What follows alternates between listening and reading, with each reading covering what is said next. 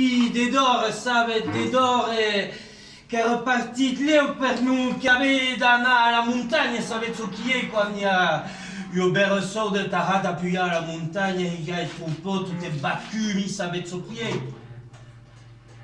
Ah oui, parce que, non mais parce qu'à chaque fois que je franchis la Dour et que je suis à Bordeaux, j'oublie que les gens s'y parlent pas patois.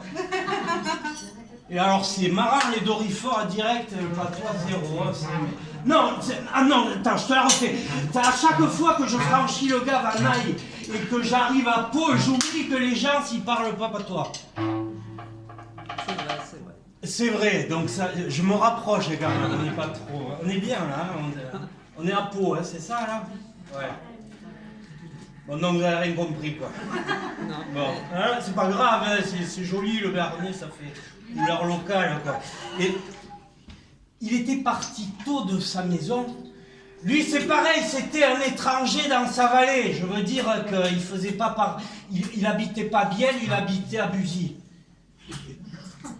Tu sais, c'est un peu comme toi, tu fous sur la gueule de ceux de Saragosse quand t'es de Berlioz. C'est pareil, mais bon, entre Salois c'est plus dur parce qu'ils ont des fusils. Et du coup, il était parti tôt parce qu'il allait à l'Esturou, tu sais, côté Sarance, c'est là où il avait son estive. C'est là qu'il a mené son troupeau, parce que lui, il faisait sa transhumance. C'était un petit berger. Bien sûr, c'était un petit berger, quoi. Je veux dire, il y en a beaucoup d'autres, c'est les plus gros. Les Aouillés grosses, vraiment, ils ont beaucoup de patrimoine de terre et de tête, surtout. Lui, non, c'était un petit troupeau. Mais lui, il faisait son métier avec passion. Lui, il savait faire les canaules en rêche, c'est les colliers pour ses brebis en hêtre qui mettaient 1 an à faire revenir à tordre dans l'eau du Tos, dans l'eau froide. Et puis, surtout, lui, sa passion, c'était bien sûr les brebis, bien sûr le fromage, mais son chien, c'était quand même quelque chose. Il avait un don particulier pour faire venir les chiens. On dit pour les faire venir, c'est pour les faire aller plutôt, tu sais. Il avait toujours des chiens, des petits labris, des labris très doux et très très bons. Il commandait tout à la voix. Il disait « à gauche !» Poum, le chien il partait à gauche. « Un biais !» Il retournait et il ramenait tout le temps les boiteuses, sans les piquer, tu sais. Il n'y haquait pas, quoi.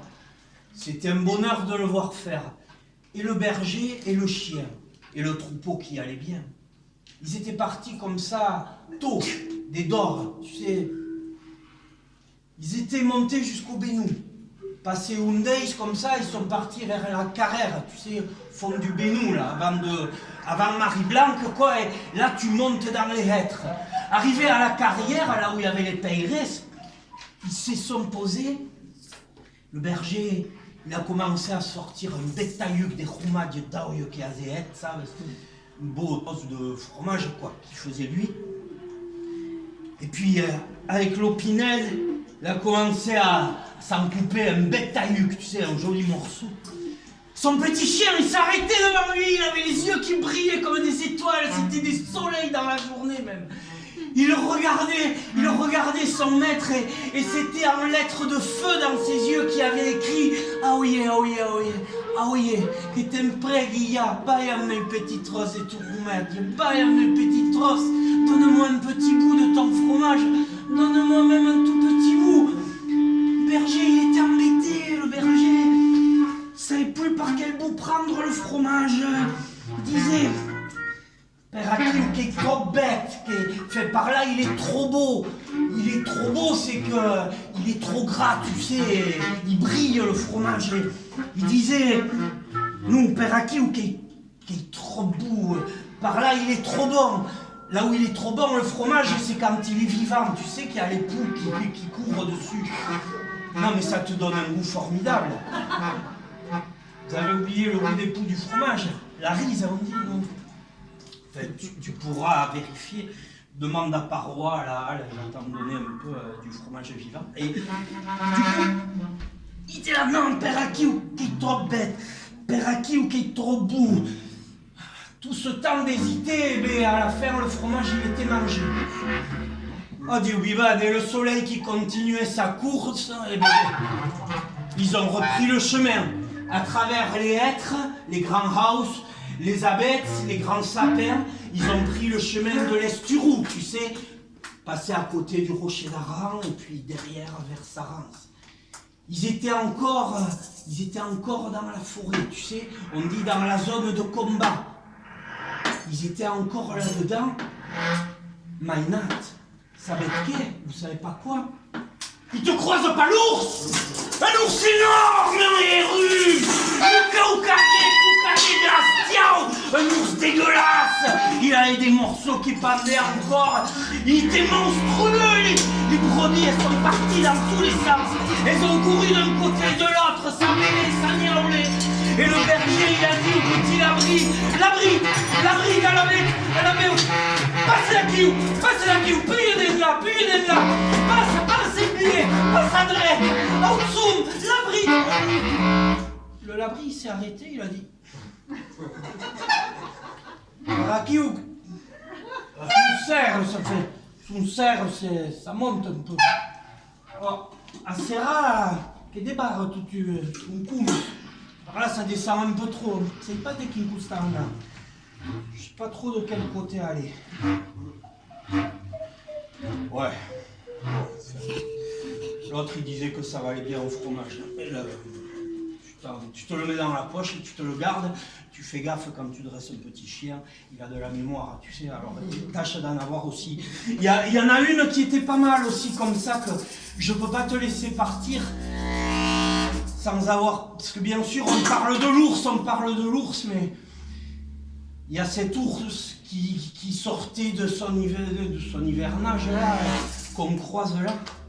Mais cette histoire, moi, ça me fait surtout penser aux chiens, ça me fait penser au Labri. Je pense à une pastoure, un patou, tu sais, vous savez tous ce que c'est le patou. Il y a un patou au port de Casse-Tête, en face, tu sais, au côté du Bénou, là. En haut de Casse-Tête, à Nosso, hein, on reste un peu. Il y avait une famille qui avait une pastoure Maïnat, mais ce chien, car des coucarets, ça, c'était vraiment quelque chose. Ce chien, il fallait le voir faire. Les brebis avec lesquelles ils avaient grandi, c'était comme ses petits. Il fallait le voir faire. Il fallait le voir défendre son troupeau. T'as personne qui t'en approchait du troupeau. Là, tu peux me croire que les brebis, elles étaient tranquilles. Et que le lait, il n'allait pas tourner dans le pis. Non, c'était un bonheur de le voir travailler. C'était pas tant qu'il avait été bien appris, c'était qu'il avait de la génétique, je sais pas. Ce chien, il était très très bon. Brave avec les enfants en plus. T'en as, tu sais, ils sont un peu méchants. Celui-ci, brave, intelligent. Une perle de pastoure. Il y a eu une année comme ça, cette famille, on va pas dire le nom parce qu'après on est embêté, ça. Cette famille-là de Casse-Tête, ils étaient au port de Casse-Tête, tu sais, c'est à 1000 mètres, c'est comme le Bénou en face. Donc ils avaient les granges là, et cette année, moi je te parle, c'était avant le dérèglement des climatiques, et il y avait de la neige encore. Eh bien, il avait neigé en novembre, mais terrible, début novembre, mais un paillat de neige, quelque chose de terrible. Le troupeau bloqué à la grange au port de Casse-Tête, tu sais, à l'estive. Et donc ils ont fermé les brebis, tant pis, elles ne pouvaient plus descendre. Et tous les jours, ils montaient du foin, des blocs de sel pour les brebis, pour faire aller tout ce petit monde. Et pour le chien, et de la viande, le soigner, c'était tout un combat. Tu peux croire que l'hiver, il a été long. Mais c'est pas pour ça qu'ils s'en souviennent, les gens. Il y a eu un drame terrible. Cet hiver-là, un matin, très tôt, à la pointe du jour, comme chaque jour, ils amenaient leur fardeau, tu sais, dans des mantes attachées sur le front, comme ça. Et comme ils te posent tout, ils ouvrent le flisquette, et en ouvrant la grange, il y avait 5 brebis dans la grange.